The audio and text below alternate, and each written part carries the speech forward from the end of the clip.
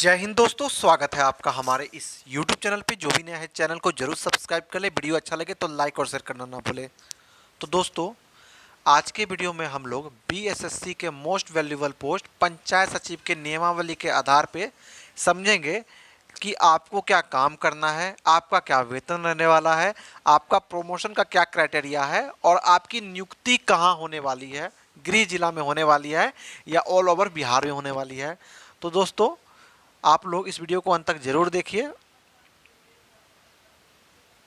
तो दोस्तों, जैसा कि आप अपने स्क्रीन पे देख पा रहे होंगे, मैं आपको जो है पंचायत सचिव के नियमावली, जो कि आप यहाँ पर देख पा रहे होंगे, लेटेस्ट जो नियमावली यहाँ पर देख पा रहे होंगे 2011, इसी के अनुरूप जो है पंचायती राज विभाग पंचायत सचिव से काम लेती है। और यहाँ पे आप लोग देखिएगा,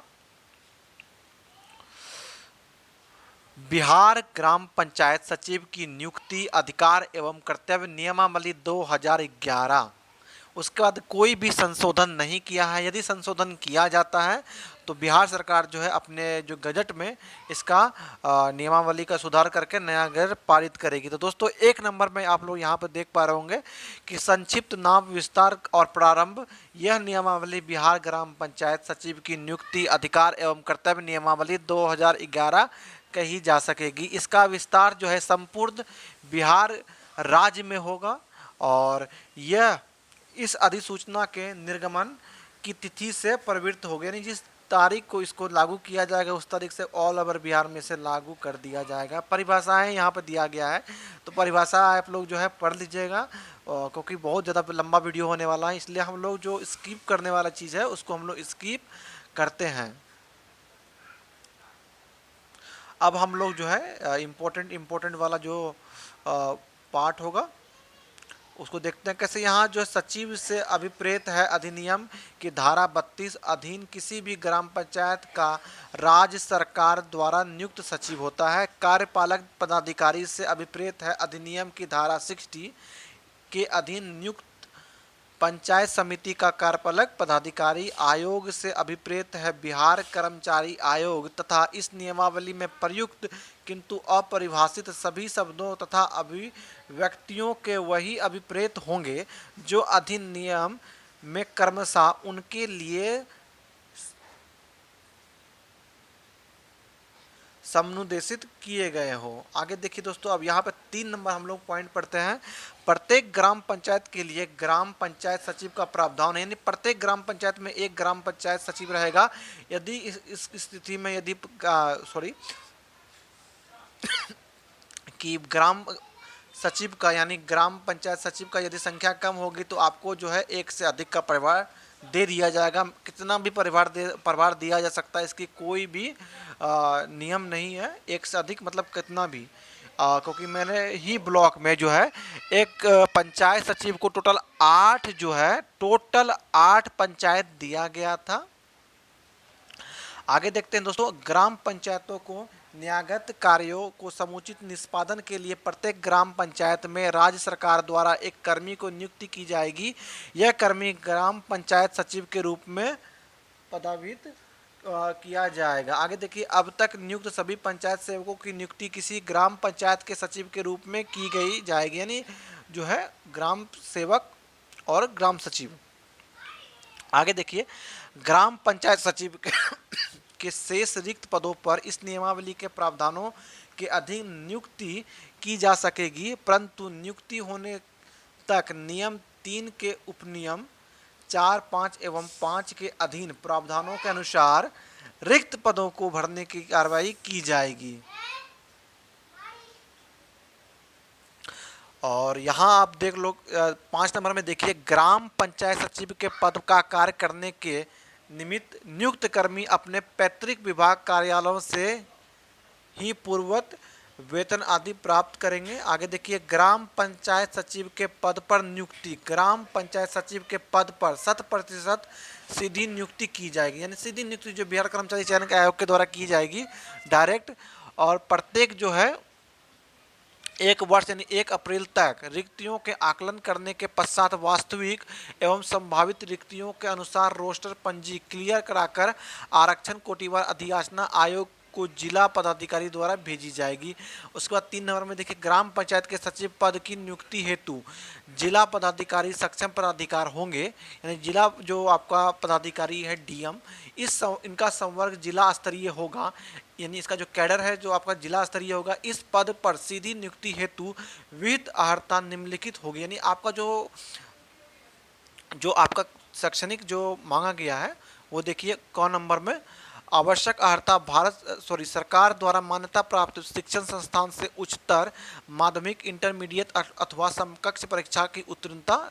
ख नंबर में देखिए, उम्र सीमा समान प्रतियोगिता परीक्षा के लिए उम्मीदवारों के लिए आयु सीमा आयोग द्वारा नियत तिथि को 18 वर्ष से कम नहीं होगी तथा सरकार यानी समान प्रशासन विभाग द्वारा समय समय पर निर्धारित अधिकतम उम्र सीमा से अधिक नहीं होनी चाहिए। आगे देखिए थोड़ा, जो कि सबसे मेन पॉइंट है, वांछनीय अर्हता। ठीक है, जैसे ही आप लोग ज्वाइन कीजिएगा परीक्षा अवधि में आपको जो है एक टेस्ट लिया जाएगा जिसमें कि पूछा जाएगा कंप्यूटर संचालन, जो कि आपको कंप्यूटर पे टंकर एमएस ऑफिस का आपको ज्ञान होना चाहिए जो डिजायरेबल होता है। अर्हता मानी जाएगी ऐसे आवेदक भी जो आयोग द्वारा खुली प्रतियोगिता परीक्षा में भाग लेने के समय कंप्यूटर संचालन का ज्ञान ना रखते हो पर विहित अर्हता प्राप्त हो, वे परीक्षा में भाग ले सकेंगे। यानी आपने यदि टाइपिंग मिस कर दिया तो दोबारा आपका जो है टाइपिंग टेस्ट लिया जाएगा जिसमें कि एमएस ऑफिस का भी ज्ञान पूछा जाएगा, कंप्यूटर पे टंकर का भी ज्ञान पूछा जाएगा। तो दोबारा आपका जो प्रोबेशन पीरियड में यदि आपने अच्छा सा टाइपिंग नहीं दिया है तो ये दोनों चीज़ जो आपको कराया जाएगा। देखिए यहाँ जो टाइपिंग हुआ था उसमें एमएस ऑफिस का ज्ञान नहीं पूछा गया था, तो संभवतः जितने भी 3100 कैंडिडेट है सबका जो है एमएस ऑफिस और टाइपिंग फिर से लिया जाएगा। तो आप लोग टेंशन मत लीजिएगा, विभाग में कोई भी इसमें आप फेल नहीं कीजिएगा। ठीक है, परंतु नियम 5 के अधीन विहित परीक्षा अवधि के दौरान सामान्य प्रशासन विभाग की अधिसूचना संख्या इतना और दिनांक देखिए 24 मई 2011 द्वारा यथा निहित वांछनीय अर्हता प्राप्त करनी होगी, अन्यथा उनकी सेवाएं संपुष्टि नहीं की जाएगी और सेवाएं समाप्त कर दी जाएगी। यदि आप ये टाइपिंग टेस्ट या एमएस ऑफिस जो आपका सीवीटी होगा उसमें आप पास नहीं करते हैं तो आपको सीधे बाहर कर दिया जाएगा, मगर आप टेंशन मत लीजिए, आप पास कर जाइएगा। आगे देखिए दोस्तों, 5 नंबर पॉइंट को हम लोग पढ़ते हैं और इसको समझने का प्रयास करते हैं कि आयोग खुले विज्ञापन द्वारा ग्राम पंचायत सचिव के पदों की रिक्तियों की संख्या उस रीति से जिसे उचित समझे विज्ञापित करेगा। परीक्षा संचालन नियमावली के अनुसार आयोग खुली प्रतियोगिता परीक्षा आयोजित करेगा और परीक्षा के आधार पर तैयार मेधा सूची जो है आपका सूची के बीच में सफल उम्मीदवारों के नामों की अनुशंसा करेगा। जैसा कि अभी फिलहाल जो है आपका अनुशंसा कर दिया गया है और क्या करता है कि आपको ये कंबाइंड जो मेरिट लिस्ट बनाया गया है वो तो अब पब्लिश कर दिया आयोग अपनी वेबसाइट पर, और एक जो है स्पेशल जो कि पंचायत सचिव का रैंक वाइज है वो बना के जो है पंचायती राज डिपार्टमेंट भेजा जाएगा, जिसको कि उस लिस्ट के बाद ही आपका जो है डिपार्टमेंटल वेरिफिकेशन होगा।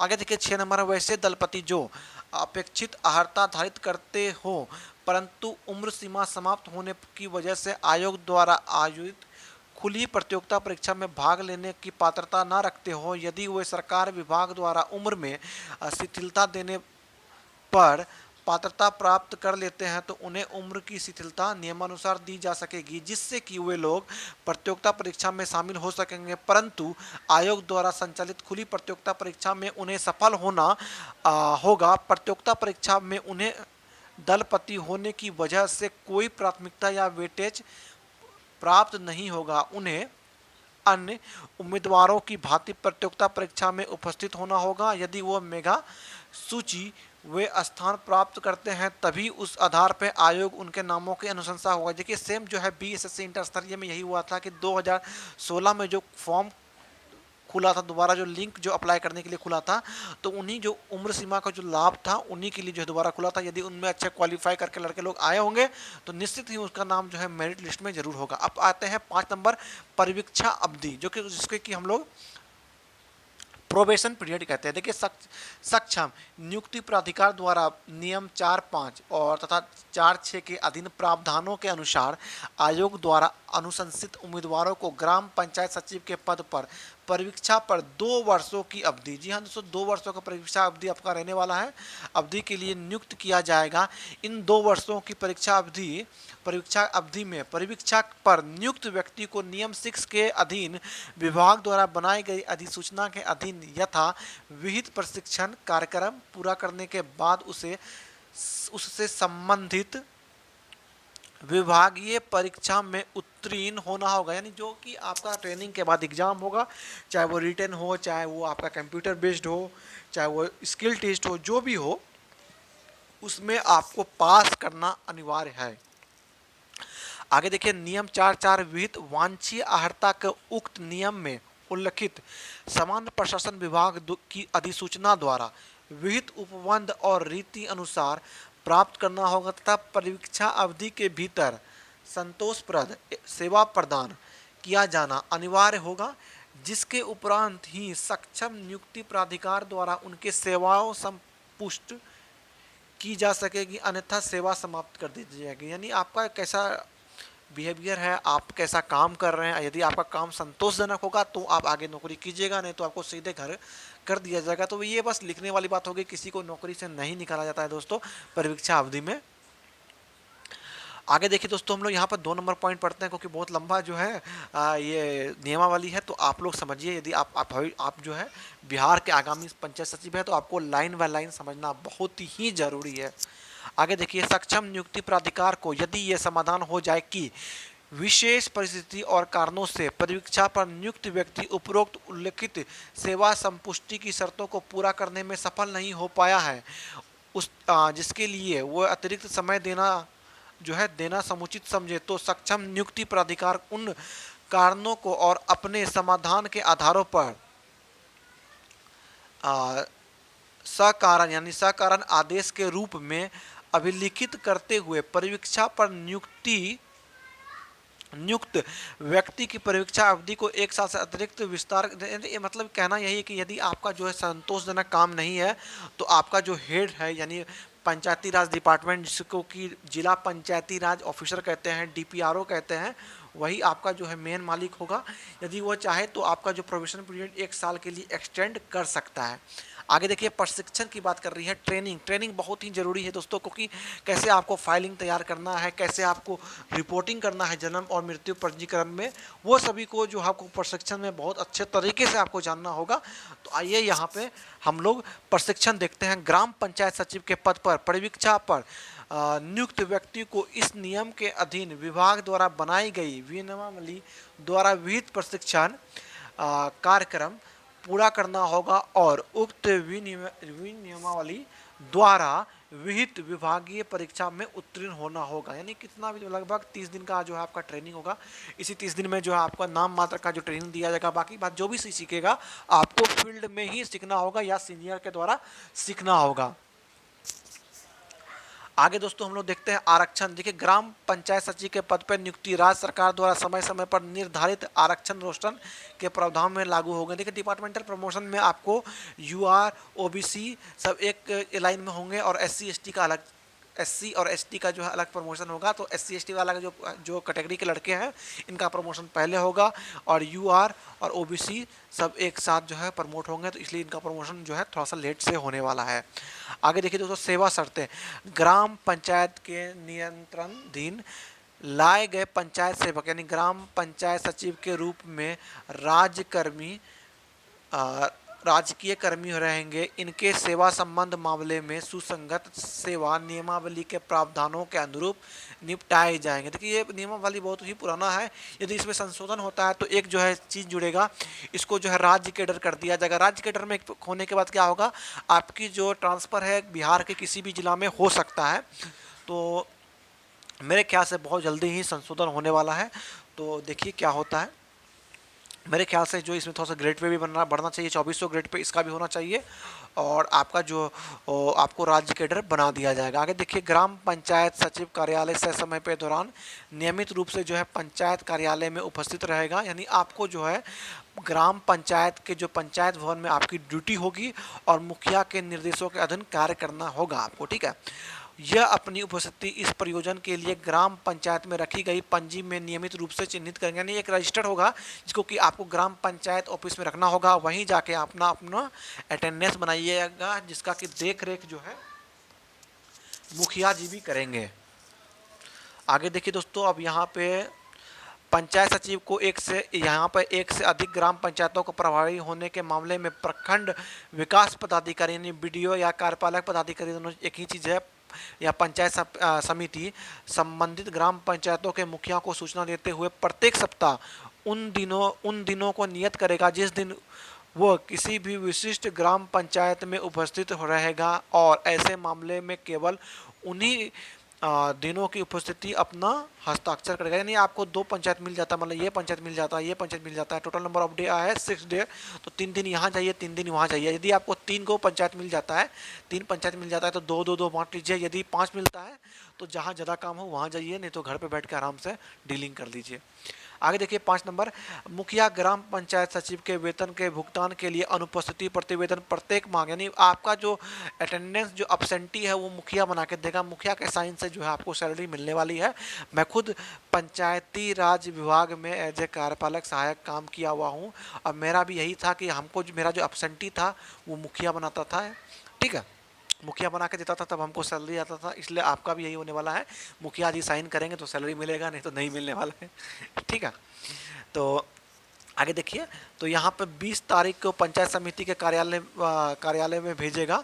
उसके अनुपस्थिति में काल अवधि के लिए कोई भी वेतन भुगतान नहीं होगा जब तक इस काल अवधि में के लिए गए छुट्टी, यदि छुट्टी लेते हैं तब आपको सैलरी मिलेगा, नहीं तो सैलरी नहीं मिलने वाली है। दोस्तों बहुत ही मेरे ख्याल से जो है लंबा ये नियमावली है, तो मुझे लगता है कि आप बोर ना हो रहे हो, मगर हम लोग जो है धीरे धीरे जो है इसे जल्दी से जो है ख़त्म करने का प्रयास करते हैं। उसके बाद देखिए दोस्तों, हम लोग जो है आगे देखते हैं।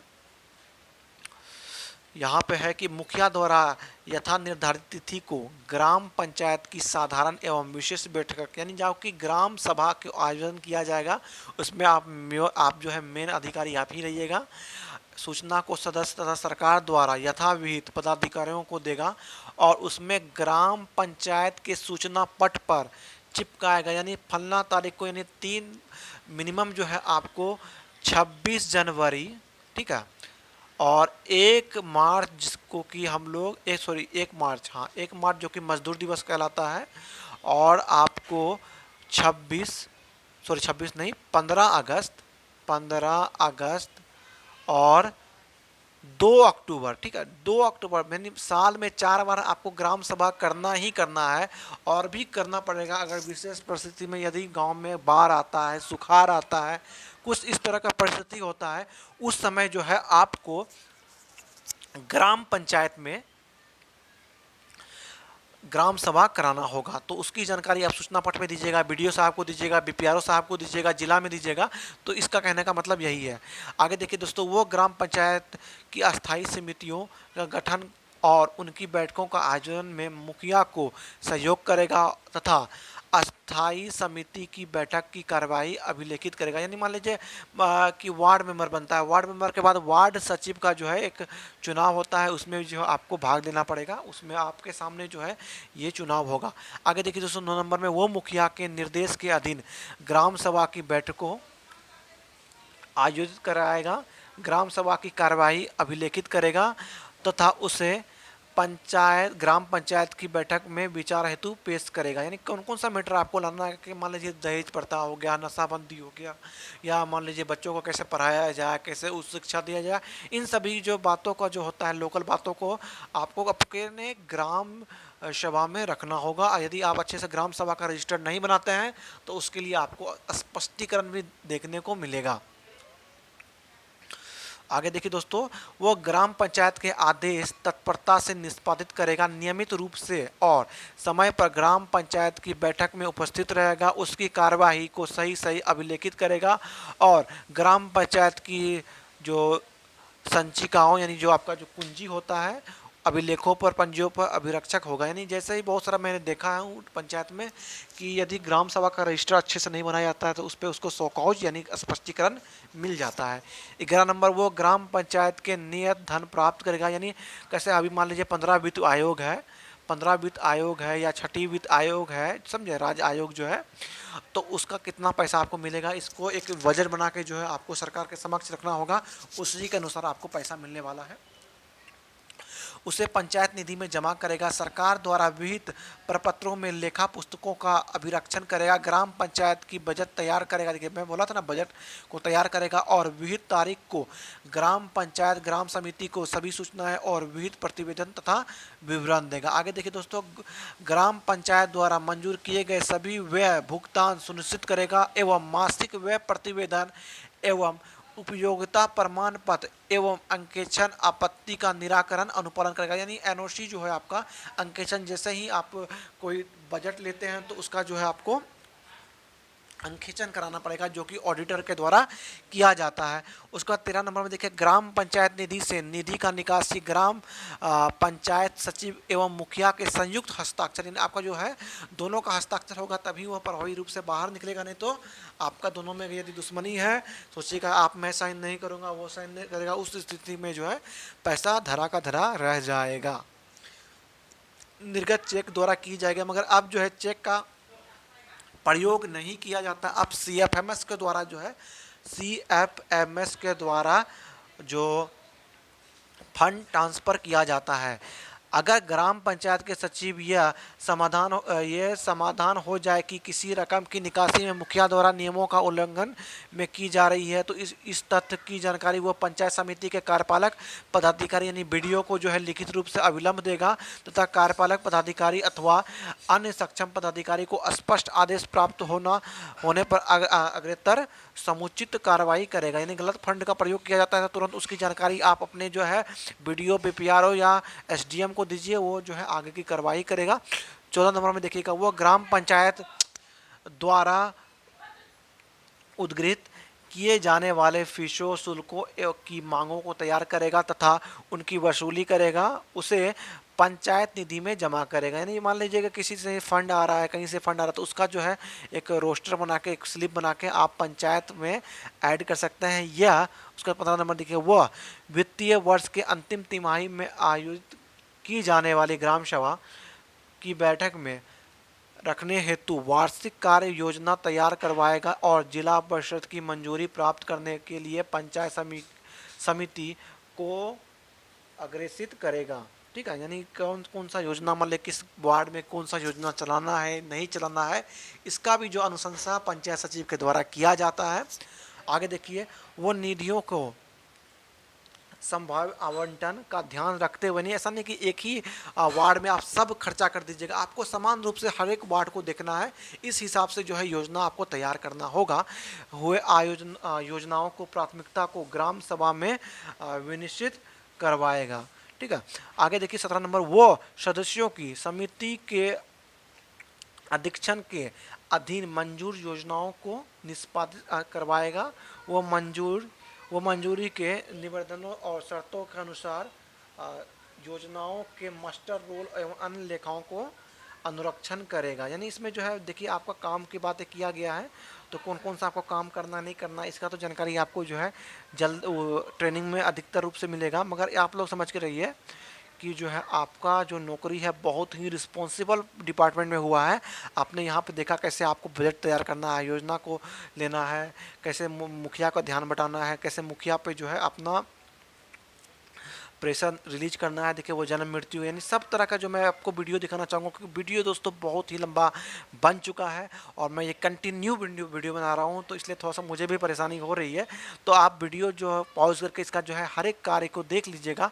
अब हम लोग इसका बात करते हैं प्रमोशन का, तो जिसका जो फर्स्ट प्रमोशन है वो भी दोस्तों प्रखंड पंचायती राज यानी BPRO यानी ब्लॉक पंचायती राज ऑफिसर के रूप में होने वाला है अगले 10 सालों में। और आपका जो है स्टार्टिंग वेतन क्या होने वाला है, अब इस पे चलते हैं। तो दोस्तों मैं आपको जो सैलरी स्लिप के माध्यम से इसका वेतन समझाने की कोशिश करता हूं। तो यहाँ आप देख पा रहे होंगे दोस्तों, जो बेसिक पे है 21,700 और आपको यहाँ पे सिटी ट्रांसपोर्ट अलाउंसेस मिला है 804 रुपये। और आपका डीएनएस अलाउंस यानी कि डीए आपका हो गया है यहाँ पर 7378 और ये अभी 3% और बढ़ने वाला है जुलाई में। और यहाँ आप लोग देख पा रहे हैं ग्रेड पे, तो यहाँ पे जानते हैं लेवल 3 का जॉब है। हाउस रेंट अलाउंस जो है आपका 1736 यानी 8% मिला हुआ है। और यहाँ मेडिकल अलाउंसेस मिला हुआ है 1000 रुपये। और यहाँ पर आपको other allowances zero, special allowances zero. आपका जो टोटल सैलरी है बनकर आएगा ग्रॉस सैलरी 32,618। जी हाँ दोस्तों, 32,618 रुपये। और यहाँ जो आपका डिडक्शन होने वाला है एनपीएस जो कि 10% ऑफ बेसिक पे एंड डीए का होता है 2938 रुपये। इसको जो हम लोग माइनस करते हैं तो आपको जो इन हैंड सैलरी मिलने वाली है पंचायत सचिवों को 29,680 रुपये। तो बिहार के किसी भी गांव में यदि आपको इतना पैसा मिलता है तो बहुत ही ज़्यादा आपको पैसा मिल रहा है। और उसके साथ साथ आपका जो काम है बहुत ही इज्जत वाला काम है, बहुत ही रिस्पॉन्सिबल काम है। तो जिसको भी पंचायत सचिव मिला हुआ है तो उसको मैं ढेरों शुभकामनाएं देना चाहता हूं कि आप बिहार के गांव का विकास कीजिए। अगर गांव का विकास होता है तो उस ब्लॉक यानी उस जो है अंचल का विकास होता है। यदि अंचल का विकास होता है तो अनुमंडल का विकास होता है। अनुमंडल का अगर विकास हो गया तो उस जिले का विकास होना तय है। जिला का यदि सभी जिला का विकास हो गया तो उस राज्य का विकास लगभग तय है। तो सबसे ज़मीनी जो जड़ जो है वही होता है ग्राम, और वहाँ के आप मालिक हैं। तो मैं आपको शुभकामना देना चाहूँगा कि आप जो है ग्राम की जो दशा है बहुत अच्छा बनाइए, ईमानदारी पूर्वक निष्ठापूर्वक अपना काम को कीजिए।